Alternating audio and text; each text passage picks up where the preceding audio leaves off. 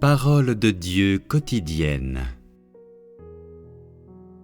Les gens doivent respecter les nombreuses tâches qu'ils doivent effectuer.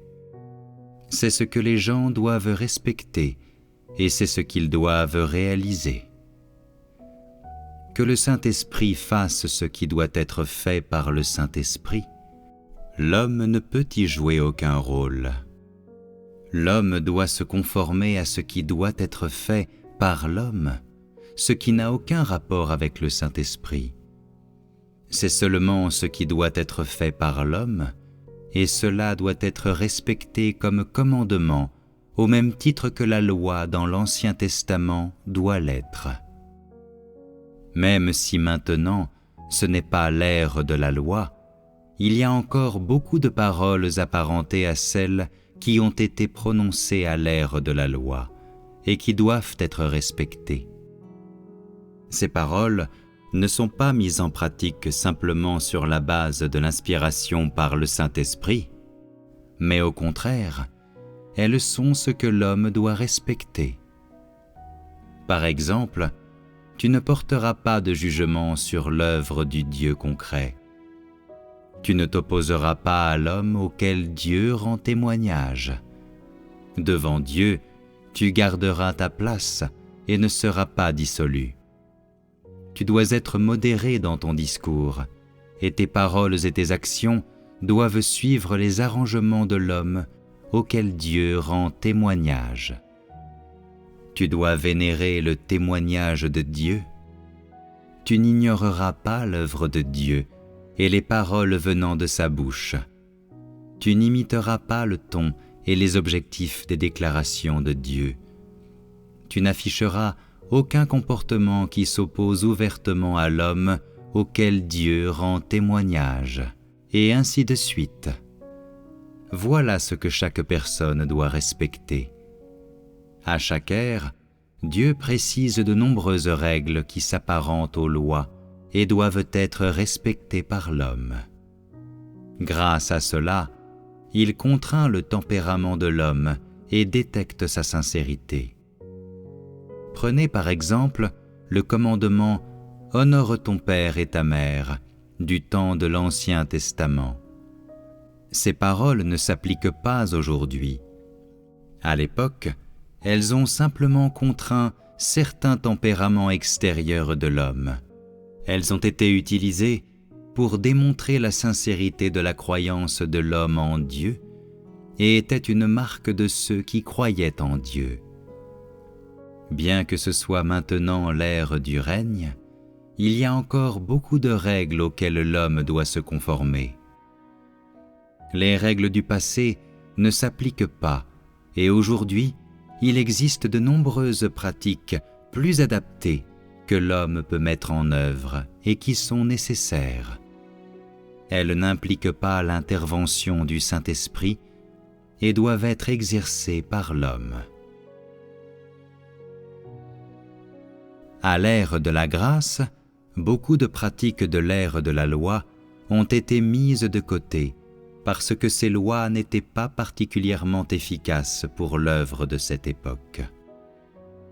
Après qu'elles ont été mises de côté, de nombreuses pratiques qui étaient adaptées pour cette ère ont été mises en place et elles sont devenues les nombreuses règles d'aujourd'hui.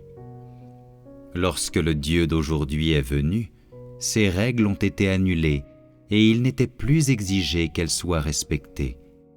Et de nombreuses pratiques adaptées à l'œuvre d'aujourd'hui ont été mises en place. Aujourd'hui, ces pratiques ne sont pas des règles, mais elles ont pour but de produire des effets. Elles sont adaptées pour aujourd'hui. Demain, peut-être, elles deviendront des règles. En définitive, tu dois te conformer à ce qui est productif pour l'œuvre d'aujourd'hui. Ne fais pas attention à demain. Ce qui est fait aujourd'hui est pour le bien d'aujourd'hui. Quand demain viendra, il y aura peut-être de meilleures pratiques que tu devras mettre en œuvre, mais ne prête pas trop attention à cela. Conforme-toi plutôt à ce qui devrait être respecté aujourd'hui, afin d'éviter de t'opposer à Dieu. Aujourd'hui, rien n'est plus crucial pour l'homme que de se conformer à ce qui suit.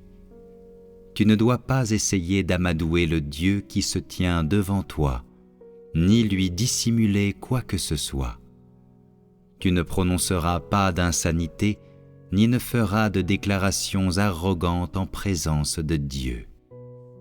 Tu ne tromperas pas le Dieu devant toi par des paroles mielleuses et de beaux discours afin de gagner sa confiance. Tu n'agiras pas de manière irrévérencieuse devant Dieu. Tu obéiras à tout ce qui sort de la bouche de Dieu et ne résisteras pas à ses paroles. Tu ne t'y opposeras pas ou ne les contesteras pas. Tu n'interpréteras pas à ta convenance les paroles qui sortent de la bouche de Dieu. Tu dois tenir ta langue pour éviter qu'elle ne te fasse devenir la proie des projets trompeurs des méchants. Tu dois surveiller tes pas afin d'éviter de transgresser les limites que Dieu t'a fixées. Si tu transgresses, tu te mettras à la place de Dieu et diras des mots prétentieux et pompeux, et alors Dieu te détestera.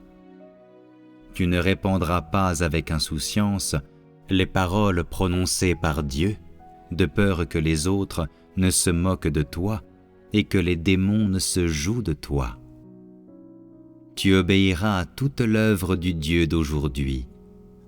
Même si tu ne la comprends pas, tu ne la jugeras pas. Tout ce que tu peux faire, c'est chercher et échanger.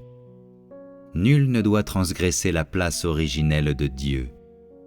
Tu ne peux rien faire de plus que de servir, en tant qu'homme, le Dieu d'aujourd'hui.